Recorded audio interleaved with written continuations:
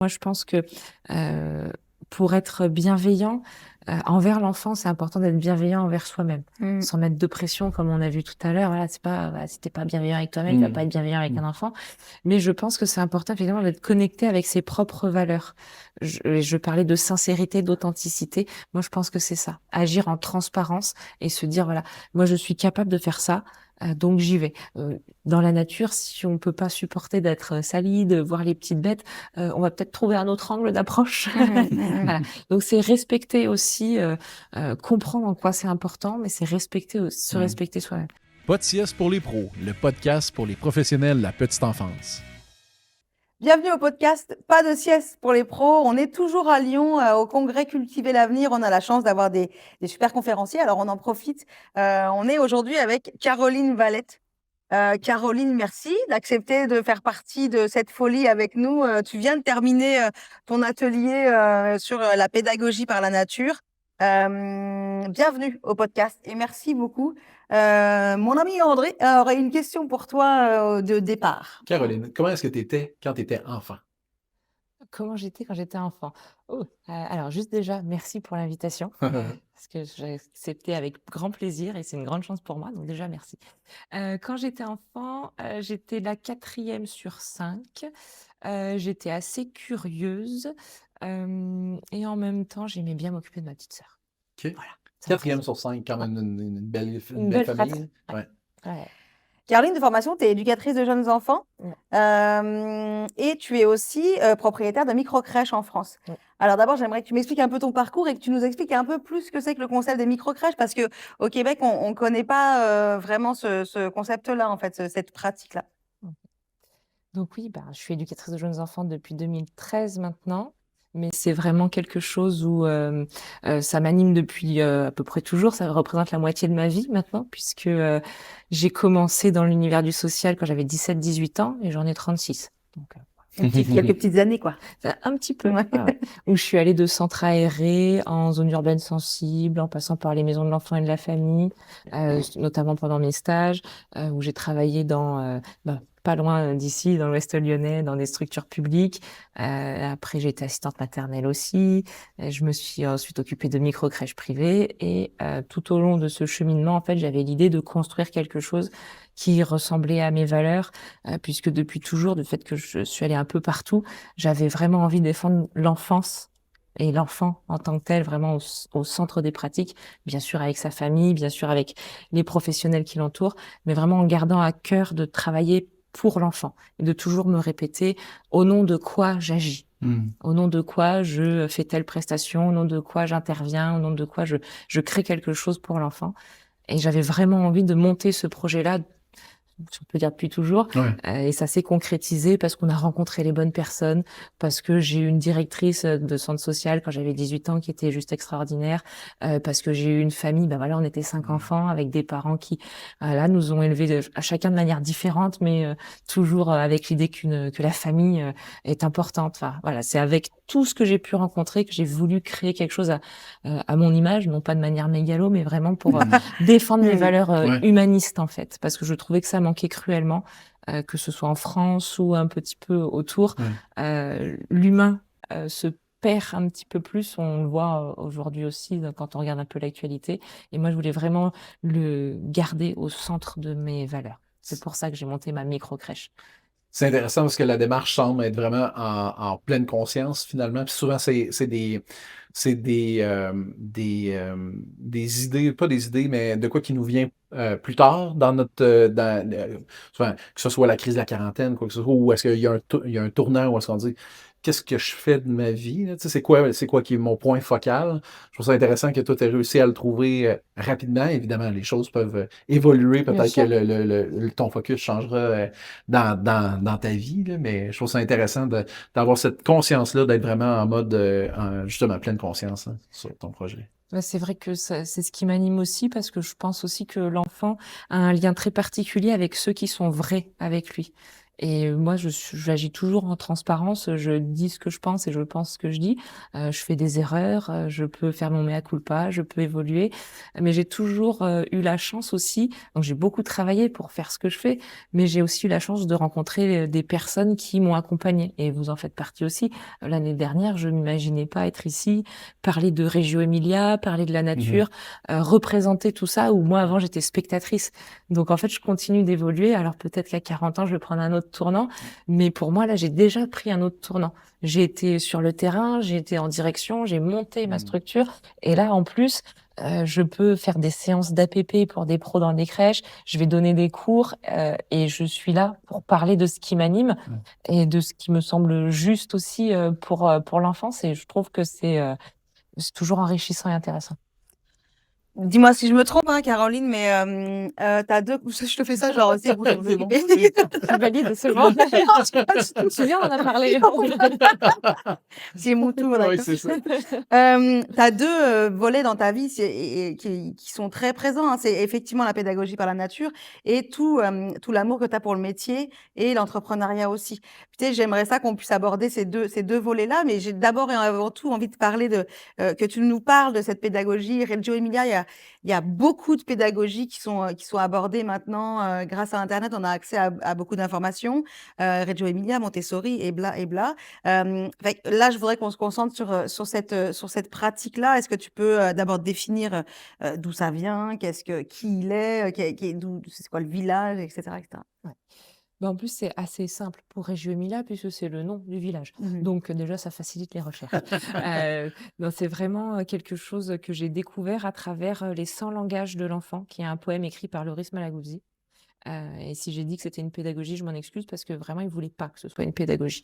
Il veut que ce soit un mouvement. Enfin, il voulait que ce soit un mouvement. Il voulait que ce soit des réflexions, que ça mêle en fait tous les différents univers, toutes les différentes réflexions d'antan ou de maintenant, pour continuer à œuvrer pour le bien-être de l'enfant et le bien-être aussi de l'humanité quelque part, parce qu'en fait, donc ce mouvement naît d'un petit groupement de femmes dans l'Italie, donc à Reggio Emilia, dans un contexte d'après-guerre, après la Seconde Guerre mondiale, où on ne veut plus de ce fascisme, où on ne veut plus que nos enfants soient envoyés à la mort, on ne veut plus vivre cette oppression-là, et où on veut reconnaître que quand les enfants sont élevés, mais vraiment au sens élevé, voilà, tirés vers le haut, c'est important et c'est salvateur. On fait pas porter cette pression aux enfants. On ne va pas leur dire deviens comme ça, fais comme ceci pour devenir gentil, bon et ne pas créer de guerre, etc. Mais c'est la volonté de se dire on est humain. Et on a le droit de parler, on a le droit de dire ce qu'on pense, on a le droit d'être aimé, on est aimable, le droit d'être reconnu aimable, et on a le droit de s'élever dans la paix. Et c'est cette volonté-là, en tout cas moi je l'ai compris comme ça, de se dire qu'on va être bienveillant, on va entourer, on va montrer tout ce qu'il est possible de faire en fait pour devenir soi. Voilà, c'est de considérer l'enfant autrement, ne pas dire que c'est le citoyen de demain. Donc pas le former à être citoyen, mais c'est se dire il est déjà là citoyen. Et donc c'est le prendre en compte dans sa globalité et son individualité, mais dans le collectif. Et c'est travailler ensemble et ça passe par la nature, ça passe par la découverte du monde. Et en fait, on va tirer le fil, mais que nous a tendu l'enfant. Voilà, on prend sa curiosité et puis on va étirer, on va réfléchir. Voilà, c'est pas juste je pose de l'argile sur une table et puis j'attends. C'est si j'ai posé cette argile-là, c'est parce que l'enfant va pouvoir toucher, découvrir, et on sait que c'est important. On va avoir la pince fine ensuite pour prendre les petits objets, mais au tout début, c'est vraiment le fait d'être soi, de se reconnaître, d'apprécier les textures, de se découvrir en découvrant la matière, en découvrant l'autre aussi dans son rapport avec la matière. Donc c'est vraiment pour moi, très intéressant. Et je pourrais en parler très, très, très longtemps. C'est pour ça que je focalise sur l'argile, parce qu'il y a beaucoup trop d'autres sujets. Mais c'est vrai que c'est se reconnecter à la nature, se reconnecter au vivant dans un principe humaniste, en fait. Parce que le mouvement Reggio Emilia est lié à l'éducation par la nature? Alors, pour moi, oui. OK. Dans le sens où, dans les préceptes, l'environnement est vu comme le 3e éducateur. Voilà. Il y a différentes choses qui font que ce mouvement existe tel qu'il est. C'est vraiment la volonté de considérer l'enfant, la volonté que l'accompagnateur soit à proximité de l'enfant, sans être hélicoptère, mais vraiment l'accompagner dans ses découvertes et puis pouvoir l'accompagner, échanger, discuter et provoquer sa curiosité et effectivement l'environnement comme troisième éducateur. Et moi, je l'ai pris au sens très large. Déjà parce que moi, j'aime bien l'adage, il faut tout un village pour élever un Ouais. enfant. Mhm. Donc l'environnement, pour moi, voilà, Ouais, tu l'environnement parles pas humain. d'environnement au sens écologique du terme. C'est ça. Il y a ce côté-là. Mhm. Voilà, l'environnement écologique, parce qu'on va léguer cette planète à nos enfants. Mhm. Et là, on est arrivé à un point où on se doit de faire attention. Pour eux, pour nous, pour la planète, pour continuer à expérimenter, à vivre tout simplement sur cette planète, en fait, et pour se dire que on va leur laisser des espaces de découverte. Je pense, on me dit si je me trompe, on ne veut pas leur laisser un monde en décrépitude. Enfin, Ah si, on aimerait beaucoup ça. voilà. On aimerait ça. Il y a de très bons films là-dessus, mais si ça peut rester des films, c'est quand même mieux. Le jour d'après, mais pas tout de suite. Quoi. Voilà, s'il vous plaît, pas tout de suite. Donc, et pour moi, voilà, je l'ai relié à la nature. Et en même temps, même si ça tient pas que de moi, l'argile a une place prépondérante dans l'univers Reggio Emilia. Ça nous relie directement à la terre. Ouais. Voilà. Mhm. Donc, ça vient de la terre, ça nous permet de nous élever aussi. On prend nos racines, en fait, on s'ancre dedans pour mieux se développer. Un peu à l'image d'un arbre, en fait. Qu'est-ce que tu conseillerais on saisit en fait d'abord l'amour que tu as pour ton métier et notamment le fait de développer les compétences de l'enfant, de l'accompagner, etc. Et de le reconnecter aussi. Mais pour pouvoir faire tout ça, il faut être reconnecté à soi, il faut en tant qu'intervenant, en tant qu'adulte. Qu'est-ce que tu conseillerais pour débuter en fait la mise en place de cette pédagogie-là dans un milieu de garde, peu importe lequel, là, mais C'est vrai que ce mouvement invite déjà à se reconnecter à la simplicité et à la nature, enfin au naturel. C'est pour ça qu'on s'appelle l'enfance au naturel aussi. C'est pas juste pour parler de la nature, c'est pour dire revenons aussi à une certaine simplicité côté naturel. Attention, quand je dis ça, en fait, simplicité n'a de simple que le mot, parce qu'en fait, tout ce qu'on propose est réfléchi en amont. Mais c'est intéressant que tu parles de ça, parce que moi, je pense que pour être bienveillant envers l'enfant, c'est important d'être bienveillant envers soi-même, sans mettre de pression, comme on a vu tout à l'heure. Voilà, c'est pas, voilà, si t'es pas bienveillant avec toi-même, tu vas pas être bienveillant avec un enfant. Mais je pense que c'est important, évidemment, d'être connecté avec ses propres valeurs. Je parlais de sincérité, d'authenticité. Moi, je pense que c'est ça. Agir en transparence et se dire, voilà, moi, je suis capable de faire ça. Donc j'y vais. Dans la nature, si on peut pas supporter d'être sali, de voir les petites bêtes, on va peut-être trouver un autre angle d'approche. Voilà.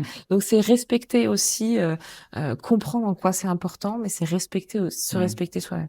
Et moi j'aime bien ce que tu dis parce que c'est ce que j'essaie de mettre en place avec mes professionnels, en fait, en faisant intervenir des personnes extérieures.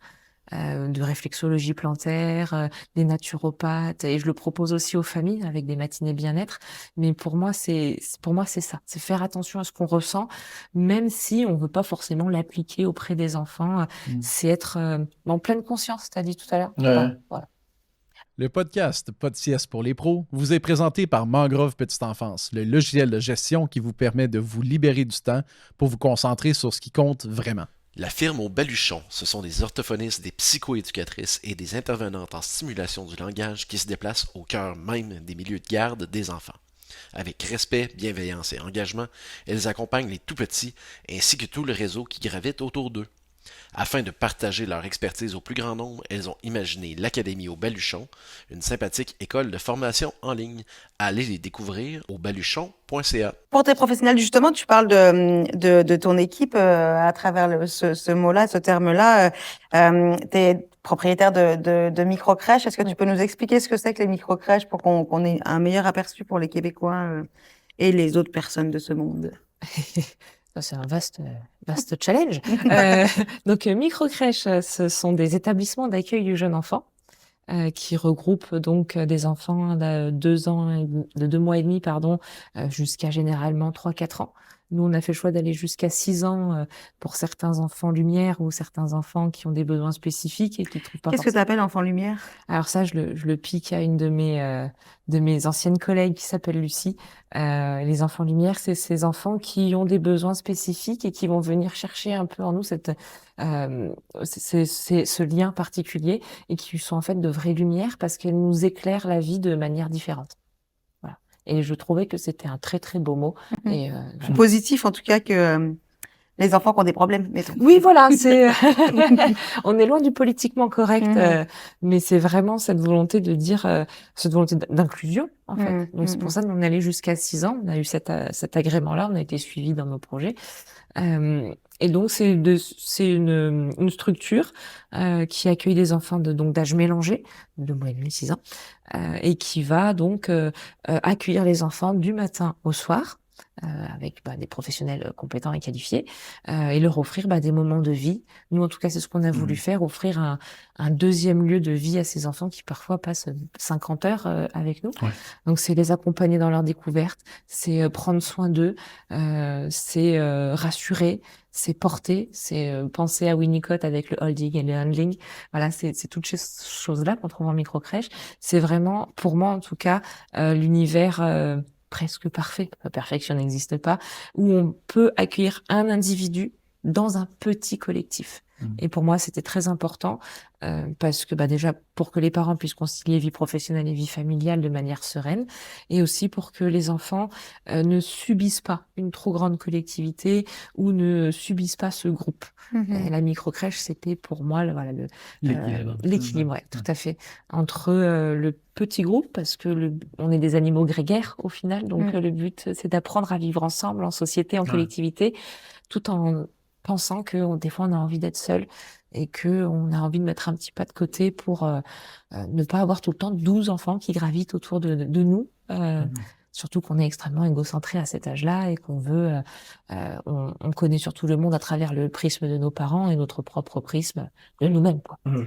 Donc voilà, je sais pas si je réponds tout à fait ou si tu veux que j'aille plus loin, mais voilà, pour moi, Si tu peux faire c'est une ça. thèse, s'il te plaît, Voilà, tout à j'aimerais beaucoup ça. fait. Non, je trouve ça hyper intéressant et en fait, je trouve ça chouette que tu aies accepté vraiment de venir parler aujourd'hui parce que on l'a abordé dans le congrès, mais on l'aborde aussi parfois dans le podcast. C'est les réalités, d'abord les différences France-Québec. Je trouve ça toujours intéressant. On a quand même des pédagogies qui sont utilisées sur les deux continents et il y a aussi des réalités de terrain, notamment des clivages qu'il peut y avoir entre le privé et le public qui existent au Québec, existent de façon très présente en fait en France actuellement dans la petite enfance. Puis sans partir dans un débat politique parce que on réglera pas la question, certainement pas avec le temps qui nous reste. mais je suis quand même curieuse.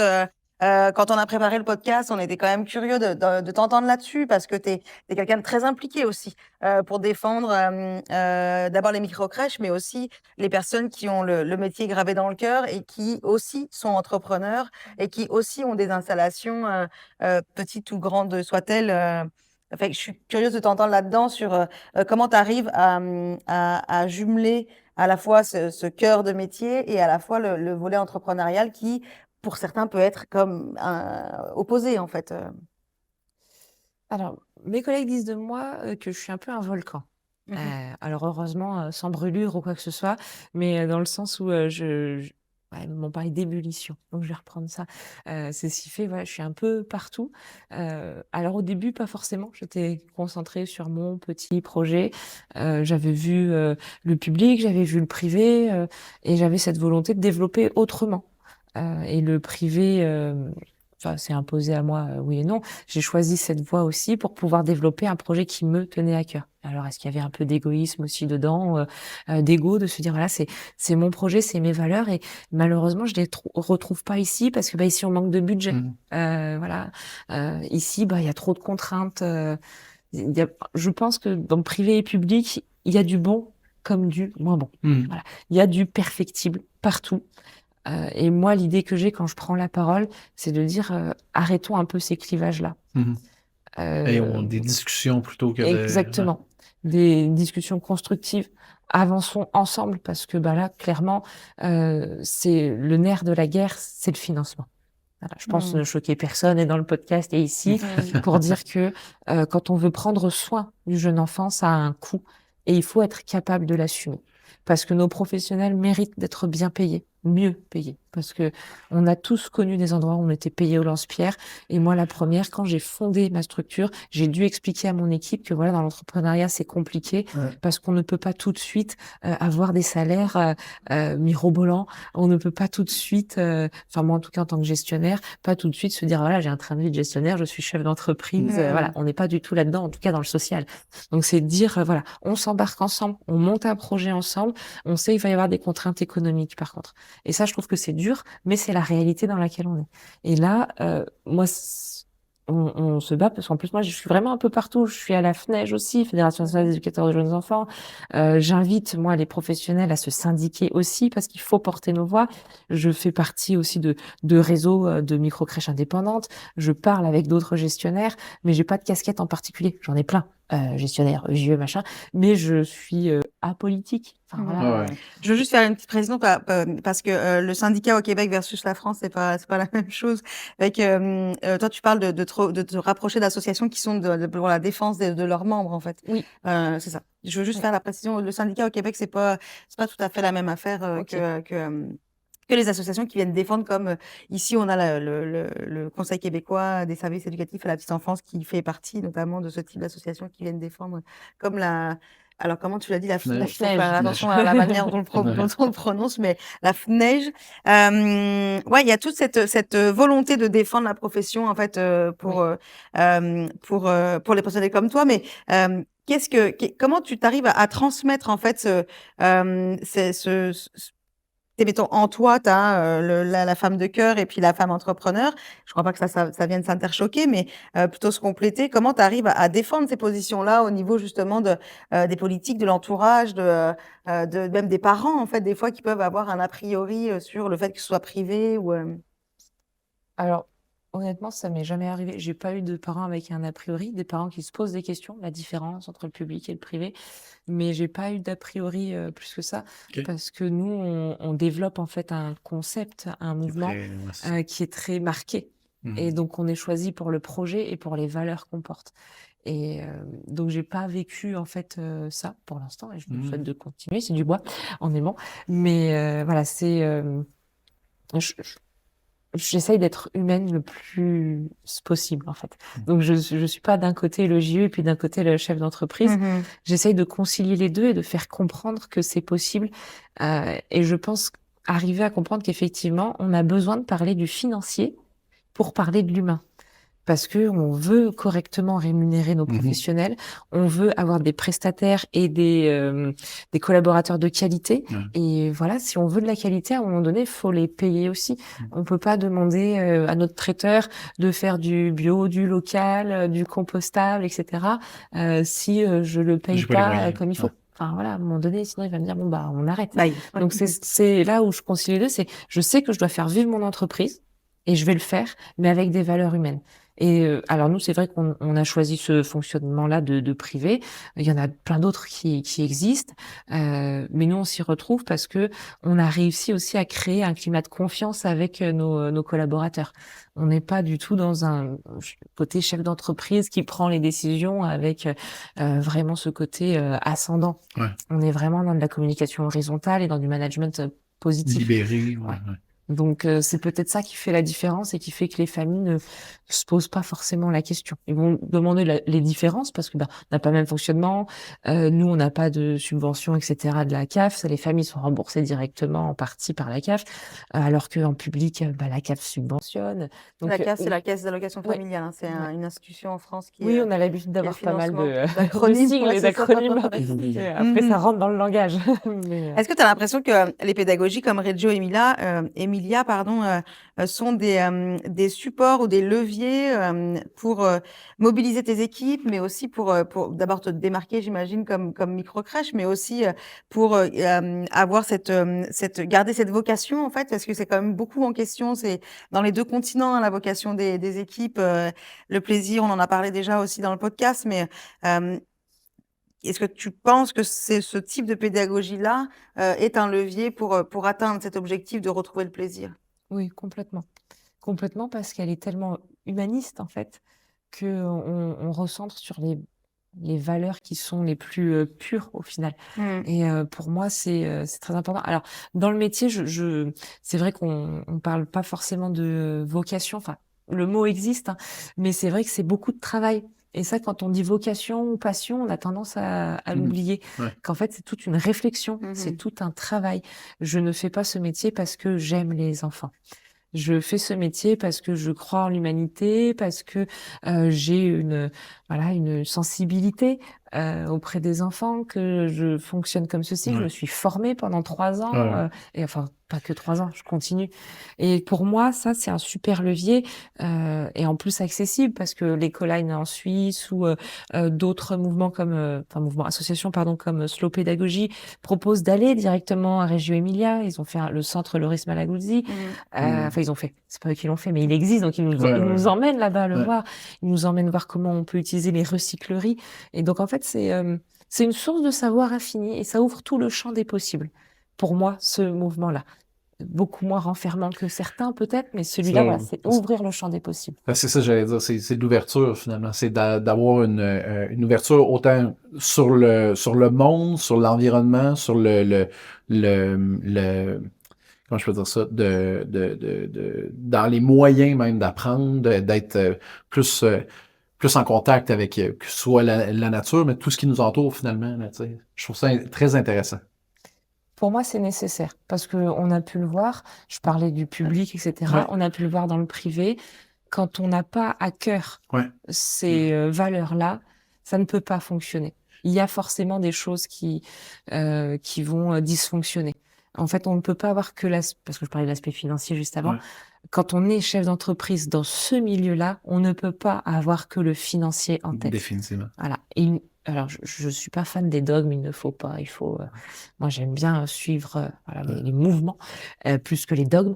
Mais par contre, là, j'ose le dire, on ne peut pas et il ne faut pas que le prétexte de l'argent vienne entacher le développement de l'enfant et l'humanisme. Parce que priver des enfants d'un environnement sécure, parce qu'il n'y a pas assez de professionnels, parce qu'on peut pas les payer, du coup on fait des économies sur les professionnels pour avoir de l'argent ailleurs ou pour X ou Y raison, moi je les connais pas, pour s'enrichir par exemple.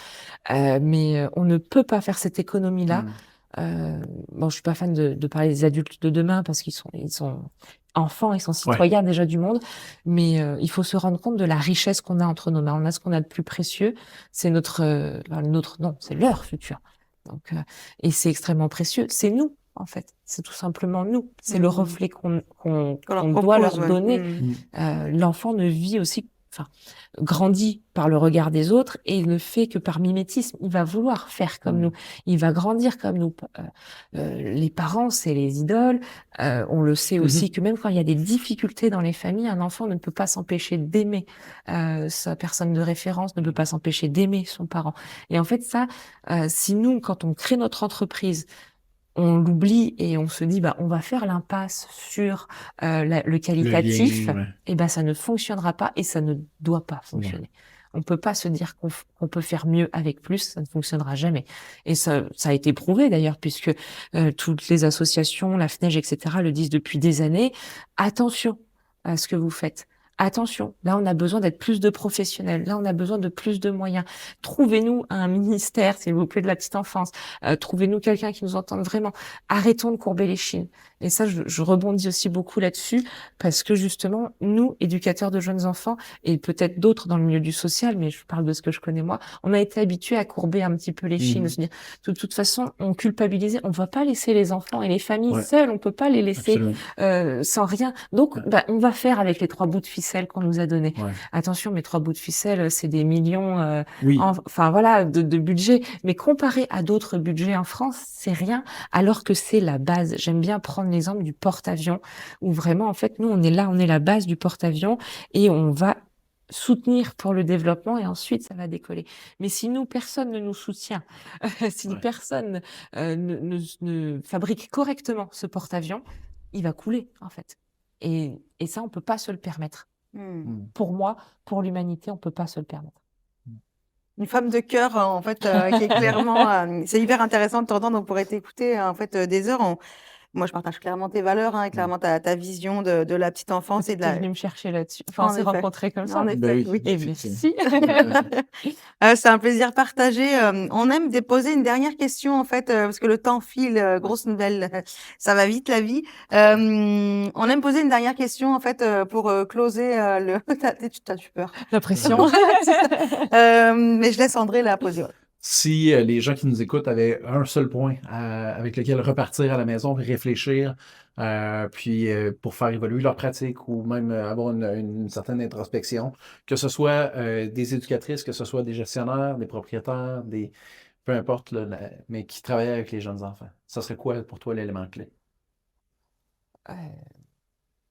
C'est une bonne question. Il y a tellement de choses qui me Ah. viennent. Ça, c'est un mot ou une phrase? Non, une phrase, quelques phrases, tu peux élaborer. Super. Alors, du coup, Il il nous reste juste faudra... 20 minutes, par exemple. Il faudra lire le poème de Loris Malaguzzi qui se termine en disant qu'en fait, le poème parle du fait que l'enfant a 100 langages et que la société lui en enlève 99, le laissant un peu appauvri en disant que la tête peut pas fonctionner sans le corps, que la réalité doit s'opposer à la fantaisie. Enfin, voilà.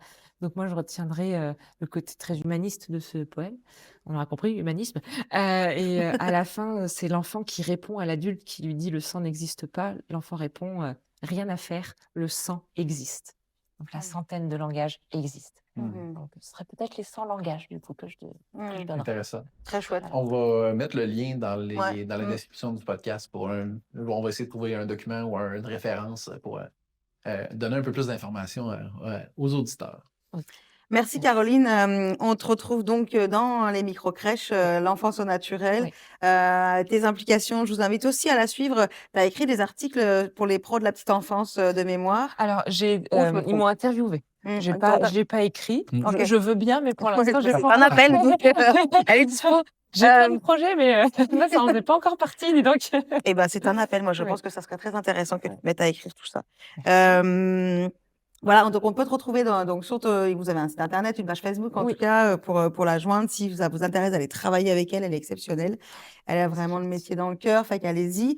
Et puis on mettra les liens en fait du texte. Moi, je suis très curieuse de le lire, je le connaissais pas. Et merci encore pour tout. On aura l'occasion probablement de se reparler sur le podcast ou ailleurs. Avec grand plaisir. Merci, Caroline. Merci à vous pour l'heure. On va terminer en fait le podcast. Ça va être l'avant-dernier podcast qui va être tourné ici au Congrès. Le prochain, vous le verrez, il est aussi exceptionnel que celui-ci. Le podcast Pas de sieste pour les pros vous est présenté par Mangrove Petite Enfance, le logiciel de gestion qui vous permet de vous libérer du temps pour vous concentrer sur ce qui compte vraiment.